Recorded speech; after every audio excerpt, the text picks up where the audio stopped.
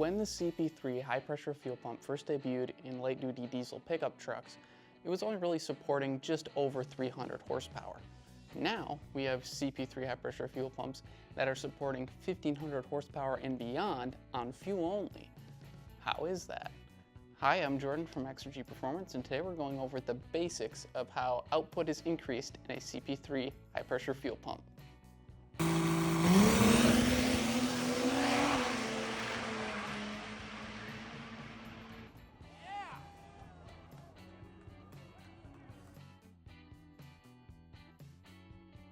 In order to understand how we get more output out of a CP3, you're going to have to understand the basics of how a CP3 functions. There are 3 pumping chambers inside of a CP3. Each has a plunger, which is moved up via the CP3's camshaft and returned down by a spring. The camshaft moves this polygon up and down. A bucket rides on top of it, and the plunger rides inside of the bucket. There's a spring that goes inside of the bucket as well to help it return down. In the plunger's downward stroke, fuel is pulled in through a suction valve into the pumping chamber. On its way back up, that fuel is pressurized and evacuated from the pumping chamber. Think of it coming in almost like your intake and the evacuation as your exhaust. The amount of fuel displaced by a pumping chamber can be determined by how far that plunger is moving up and down its stroke and the plunger and bore diameter. So that leads us to the first 2 ways that we can increase the output of a CP3, increasing the stroke of the plunger or the bore diameter and plunger diameter. First, let's talk about how we increase the stroke of the plunger inside of the pumping chamber. We do this by putting a camshaft that has more lift into the CP3. The factory CP3 camshaft has 8 millimeters of lift. At Exergy, we offer stroker pumps at 10 millimeters, 12 millimeters, and 14 millimeters of stroke. That means we're getting up to 6 millimeters more of stroke inside of the pumping chamber, significantly increasing our displacement. Think of a stroker camshaft in a CP3 almost like putting a stroker crankshaft in a 350 Chevy to get a 383. It's a similar principle. Another way to increase the displacement of the pumping chamber is to increase the bore diameter of the pumping chamber and in turn the plunger. Think of this like when you bore out a cylinder to increase the displacement. So those are the 2 most simple ways of increasing the output of a CP3. Increasing the displacement through either increased stroke of the plunger or increasing the bore size.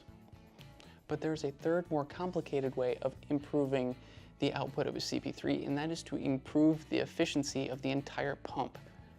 What we're looking at here is we want to fill the pumping chamber as completely as we can and evacuate it as efficiently as we can. We're looking at anything that could be a restriction filling the pumping chamber and anything that may be a restriction in the evacuation pressurized side of the pump. So for example, on the intake side of the pumping chamber, we're looking at the gear pump, making that flow as efficiently as possible. We're looking at any internal valving inside of the pump. We're shooting to optimize this pumping chamber as much as we can. Very similarly to how on a high performance engine, you're trying to optimize how efficiently air moves in and out of the engine. On an engine, you pick up horsepower. On a CP3 pump, you pick up output. Our mentality when approaching increasing the output of a CP3 is any improvement to output must pass durability testing.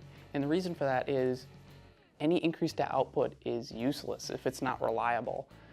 Nobody wants a pump that only lasts 2 drag passes, even if it puts out 800 liters per hour. When we are building a stroker CP3, there's a lot more to it than just putting in a higher lift camshaft. Cases have to be machined. We have to machine buckets that aren't going to crash. We got to make sure the plungers aren't going to crash anywhere. We got to make sure the side loading of the increased lift isn't going to eat pumping chambers. There's a lot more to it. You can't just stab in a cam and hope for the best. We make sure that the pump will last for run after run and mile after mile. In conclusion, you can increase the output of a CP3 by increasing the displacement, through increasing the stroke of the plunger in the pumping chamber, through increasing the plunger and bore diameter, as well as improving the efficiency of the pump as a whole. We at Exergy offer pumps applying these theories in our 10mm strokers, 12mm strokers, the 14, as well as the 550 Alpha. I'm Jordan from Exergy Performance. I hope you learned something today.